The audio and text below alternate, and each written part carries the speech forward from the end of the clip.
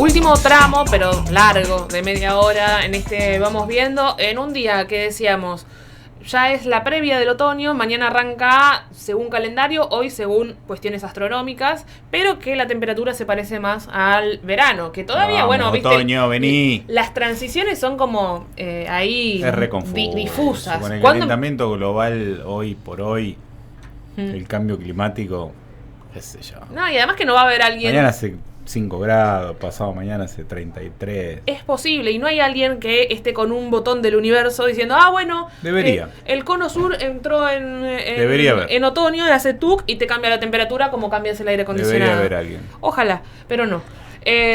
¿Por qué digo la temperatura? No sé. Porque esta temperatura invita. Invita a tomar, a despedirse del verano y a tomar cosas ricas. Y más en una semana que creo que se homenajea algo que nos gusta, ¿no? Por supuesto. Y quien da la confirmación es Roma Soliani, que nuevamente, como todos los jueves, nuestra amiga sommelier nos viene a dar su conocimiento sobre las bebidas espirituosas. ¿Cómo va? ¿Cómo están, chiques? ¿Todo bien? Bien, con calor, obvio. Ay, sí. No se quiere ir el verano. Mejor por un lado, pero es demasiado. Es mucho. Es demasiado. Pero bueno, como bien dijiste, estamos de celebración y seguramente han visto por las redes sociales o por ahí publicidades que de pronto también aparecen en las redes sociales ahí misturadas. Publicidades de vermut. No sé si ustedes se dieron cuenta, y también de buenas ofertas, tanto acá en la ciudad como en otros lugares, porque estamos desde el 17 en pleno festejo por la semana de esta bebida que es el aperitivo con mayúscula, ha habido por haber en la historia. Sí, mañana se conmemora el Día Internacional de esta bebida y seguimos, por supuesto, hablando de vino. Ya vamos a contar que el vermut también es vino.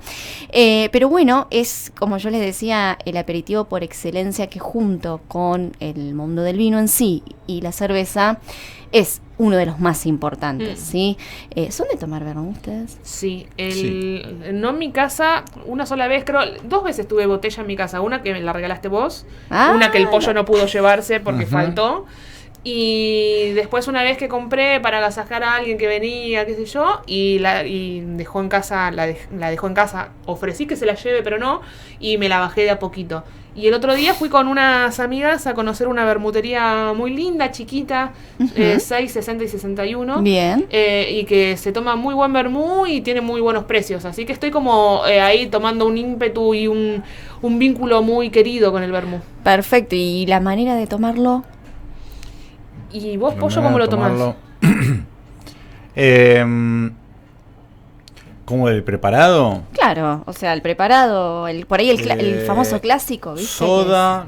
Hay uno que le pongo soda y le pongo una rodajita de naranja. Perfecto, sí. Perfecto. Así, metidita en el vaso. Y mucho hielo, por favor. Y un montón de hielo. Si no hay hielo. Y a veces alguna tónica, la que lleva tónica, que por ahí hay algunos. O gaseosa de pomelo también. O de pomelo. Sí, pero me gusta, me estoy cuando con soda queda bien porque mantiene más el sabor del... Ahí si le pones más vino, le pones un poquito menos de vermut, le pones más vino, gaseosa de pomelo, ahí ya estamos hablando del tinto de verano, que es otro tipo de... Sí, que hablamos hace poco. Claro, ese es otro, pero vermut sí es con soda. Sí. Mayoritariamente lo he tomado con soda, pero a veces hago cualquier... Hojitas no me da todavía para ponerle una hojita de algo. Hojita de algo. Bueno, igualmente... Eso con un bar lo ponen y al rato lo empiezo a sacar porque me trago la hoja. En un momento, ¿viste cómo es? Es medio que... Sí. Parece que no pasa nada y de repente... Bueno, pensar que antes se tomaba puro, y ahora vamos a contar un poco los orígenes de esta bebida, pero que si bien tiene su cuna en Europa, ¿no? En las antiguas civilizaciones, pero también en Oriente, que vamos a hablar un poco de eso, que quizás es lo menos conocido, también supo arraigarse con el correr de los años en nuestra cultura, que estamos hablando de esto, ya es una tradición. Por ahí nosotros rememoramos aquellas mesas familiares o ver a nuestros abuelos. Quizás no es la generación de nuestros padres, pero sí de nuestros abuelos. Verdad. Que bueno, el otro día, hace 2 días, tuve un vivo con una bartender y es la creadora de un prestigioso y también doblemente ganador vermú llamado Posimario. Sí, que bueno, ella es una bartender que vive en Rosario y nos decía que hoy es cool nuestra generación es más cool tomarlo de nuestros abuelos, de lo que tomaban nuestros abuelos, que nuestros padres, ¿no? Es como que nosotros queremos volver a rememorar otros tiempos más lejanos todavía, por ahí más ligados a nuestra infancia. Bueno, viste que aparecieron esas bebidas hace un par de años, empezaban a aparecer mucho, hasta, no sé, el chinar y un montón de cosas que habían quedado... Sí. Eran cosas viejas. El Campari también volvió en modo nostalgia, tuvo como un furor y ese furor ya fue declinando y me parece que le ganó la parada el vermú, porque ahora hay un montón de establecimientos como vermuterías puras que antes no había. Sí, y marcas nacionales, cada vez más, y bueno, acá en la Ciudad de La Plata, por suerte, también hay muchas marcas platenses. No sé si el bar que vos fuiste, pero hay un bar que tiene una marca propia, y que vienen creciendo, porque esto, a ver, es un fenómeno que si bien se viene viendo con más ímpetu en los últimos 5 años con esta eclosión de marcas nacionales, la realidad es que nunca se fue. Uh-huh. En alguna medida, con estos aperitivos y los más conocidos, que son de índoles italianos, Martini, Carpano, Cinzano, con esa receta más clásica, con un sabor mucho más dulce, porque ahora vamos a hablar de los estilos, ¿no? Que el estilo italiano es más dulce, quizás el francés no es tan consumido porque es el más seco. La realidad es que también lo podemos ver al vermú en algunos famosos tragos, ¿no? Y esto es importante, no solamente las maneras de tomarlo es con esto clásico, ¿no? De soda, alguna rodaja de cítrico de tu preferencia, generalmente se estila con naranja, rodajas de naranja, pero bueno, lo encontramos también en el Negroni, en el Martini, ¿sí? Y en otros tragos más, que bueno, y otras subversiones, ¿no? del Negroni en sí. Pero bueno, es una tradición que obviamente persiste en el tiempo, desde aquella llegada. Nosotros le debemos también a esta práctica y gustos a los inmigrantes, sobre todo de índole italiano y española, porque en España el vermut es muy, muy importante. ¿Sí? Hay vermut en varias partes, hay andaluz, ¿sí? Hay algún que otro vermut ahí dando vuelta en la zona también de la Cataluña, ¿sí? En la zona de Reus, en Tarragona también. Es muy importante, ¿sí? Es como el más afamado allí. Pero bueno, en nuestro país esto empezó a arraigarse con la llegada de los inmigrantes en el siglo XIX y bueno, lo hemos heredado como todo y es una buena costumbre. Heredemos las buenas costumbres, ¿sí? Uh-huh, sí. Es así. Y es un gran aliado y compañero, obviamente, de momentos, como no solamente estas mesas familiares, sino el compartir con amigos. Me encantan esos bares que tienen las mesitas en la vereda y podés compartir también porque se presta a lo más descontracturado, no es tan ritual, no es tan del ritual como el vino, tan ceremonial, ¿no? Obviamente que el vino hay distintas maneras de beberlo, de disfrutarlo, pero no viene ligado a ese mundo, ni tampoco viene ligado al mundo del reviente, ¿no? De decir, del after, sino más de una tardecita, acompañar con un appetizer. Disfrute. Exactamente, porque obviamente es muy considerado a la hora del aperitivo, ¿sí? Con toda la definición que hace a la palabra, derivada del latín, que es el aperio, que significa abrir el apetito. ¿Sí? ¿Sabían esto? Entonces es como un aperitivo. Obviamente que aperitivos puedes tenerlo antes o después, así como un digestivo. No hay una fórmula única así de elaborar vermut. La realidad es que hay miles, porque no solamente todos tienen que contener vino, azúcar y botánicos, es decir, ingredientes naturales que se le van agregando a esta bebida, que van desde las hierbas, las especias, muy importante acá las especias, ¿sí? Flores y frutas, ¿sí? Pero de la denominación más fehaciente de lo que es vermut, es una bebida fermentada, ¿sí? Y fortificada, porque también se le agrega alcohol, de uvas, vinos, aromatizada, esto es importante, originaria de la zona del Mediterráneo, ¿sí? Estamos hablando los primeros, como serían antecesores del vermut, allá en Grecia, ¿no? Hay algo también de Oriente que, bueno, ya practicaban la mezcla de hierbas con azúcar, que era una manera de conservar la bebida, ¿sí? Pero la realidad es que se dice, se le apropia a lo que es la zona de Francia lindando con Italia, ¿sí? Lo importante que acá hay una confusión, vieron que hay vermut oscuro y claro, la realidad es que siempre se hace a base de vino blanco, ¿sí? Aromatizado, con refuerzo de alcohol entre unos 15 y 18 grados, ¿sí? Y que tiene que contener al menos una base importante de vino, pero siempre acá lo central del vermut es que tiene que llevar un botánico importante, que es el ajenjo. llamado Artemisia absinthium, ¿sí? Que es lo que hoy diferencia en sí a lo que hay un vino aromatizado, porque existen también, no tan bebidos aquí en Argentina, sí, más bien en España, el vino aromatizado, pero que no contiene ajenjo, contiene otras hierbas, ¿sí? Después otros derivados, como esto que decíamos, derivados de aperitivos como la sangría, el clérico, etcétera, que son otras cuestiones, ¿sí? Claro. No hay que confundir, siempre como que puntualizo en esto, y de ahí también deriva su nombre, ¿sí? De lo que es el ajenjo. Porque el ajenjo viene más que nada de la palabra digamos alemana, del Wermut, no sé cómo se pronuncia en alemán, pero digamos el Wermut sería lo mismo, que significa hierba amarga, ¿no? Que en realidad se le denomina así al ajenjo porque es una hierba súper, súper amarga, ¿sí? Y este es el botánico principal de la receta originaria. Se dice que, bueno, ahora algunos vermú, no todos llevan ajenjo, pero bueno, el verdadero vermú lleva esta hierba como principal.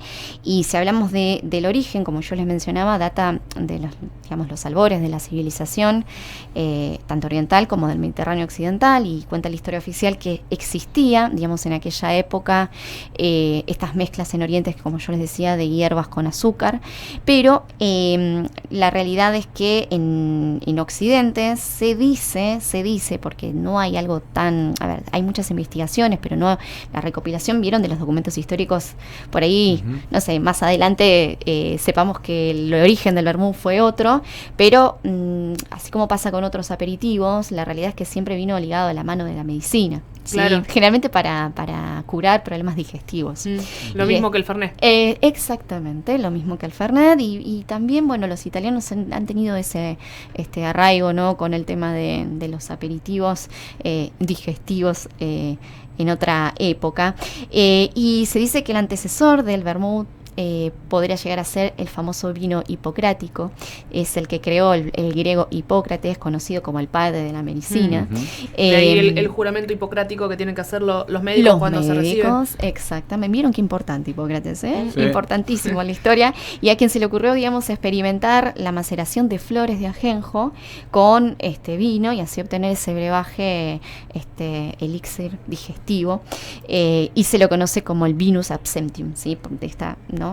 Relación con el absenta en sí.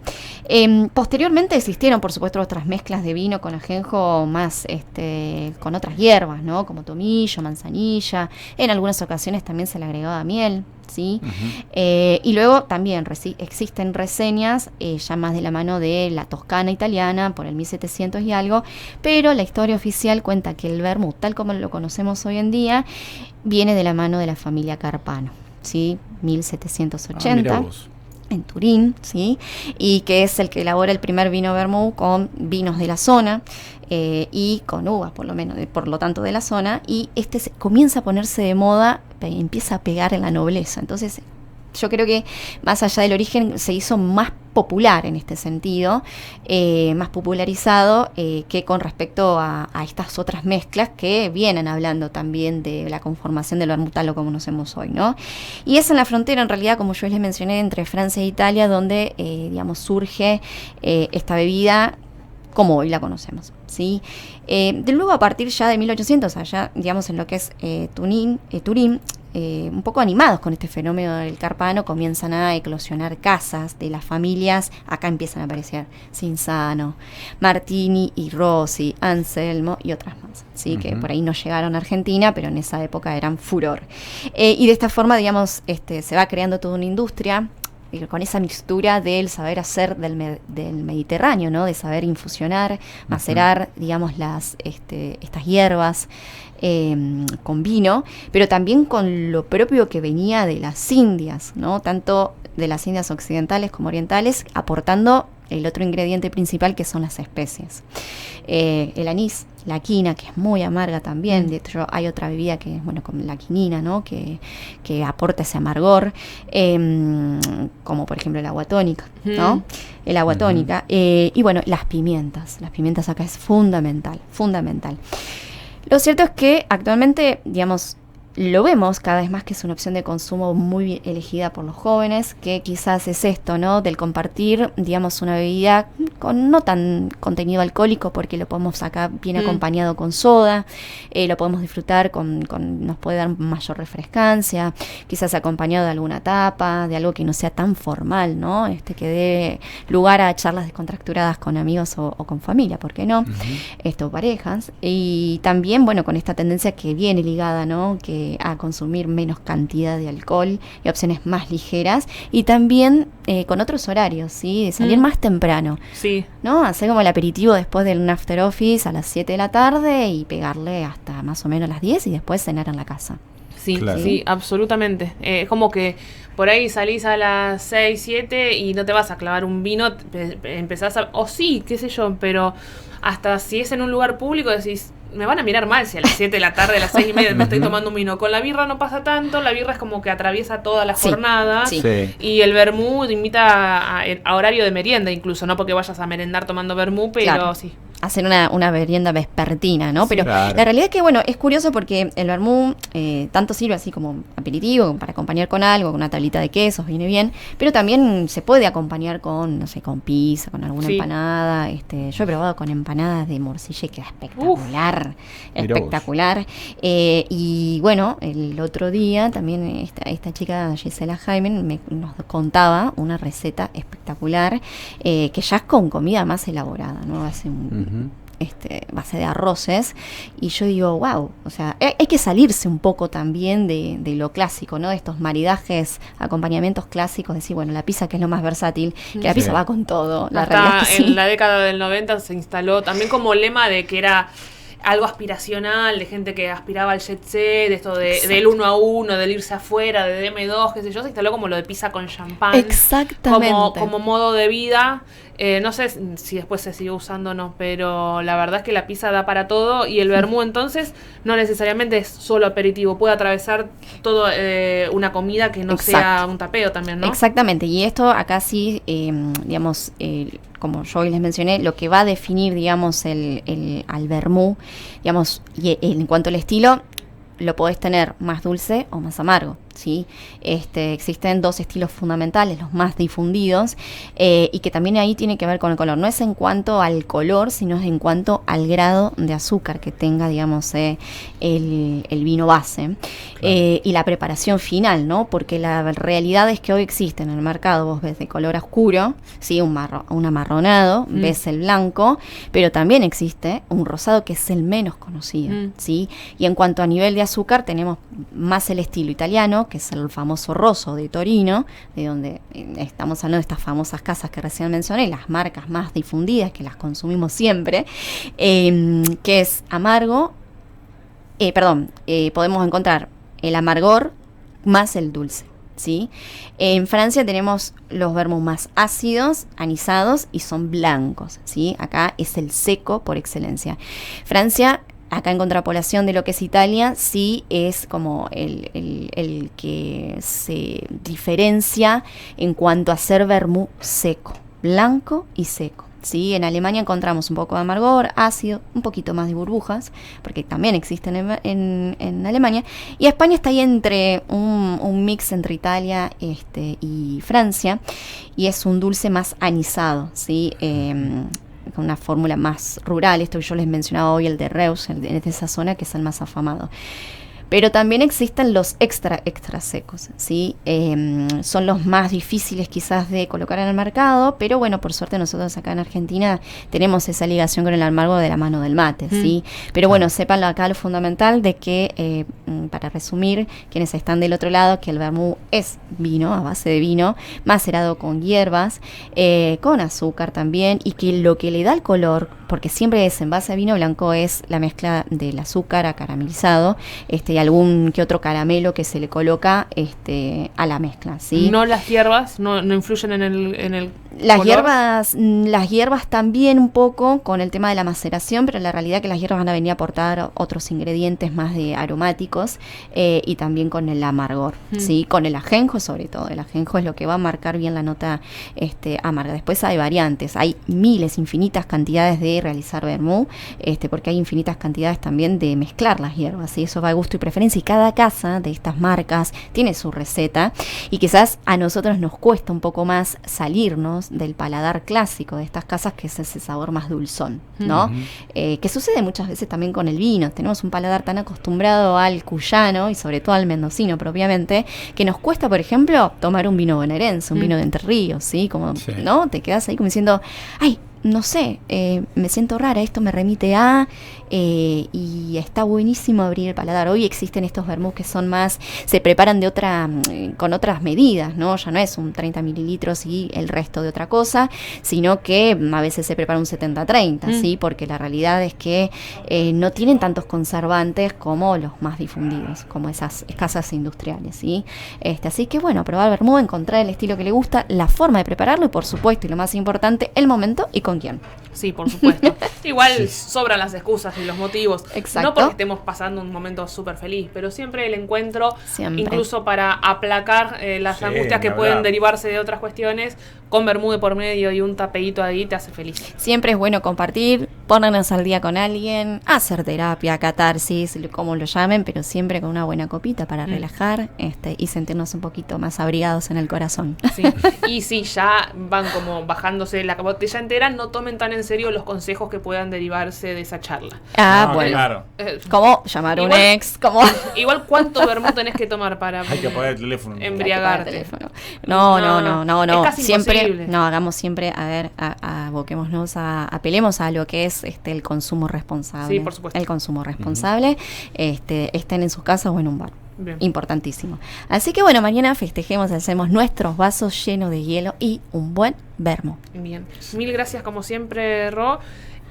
Antes de ir al último tema musical y después ya despedirnos, vi que está reactivándose Vinólogas. Está reactivándose. ¿Querés vender tu espacio y brevemente, si querés, y contarle a la gente dónde te buscan, dónde te encuentran? Bien, bueno, Vinólogas es un espacio donde se difunden proyectos y se le da lugar a voces femeninas de la industria argentina, que esperemos que se haga también un poco más amplio, donde se comunican con catas, degustaciones y también a nivel redes, sí, prácticas del mundo del vino, algunos tips y también, que nos van dando las enólogas, las partícipes de ello.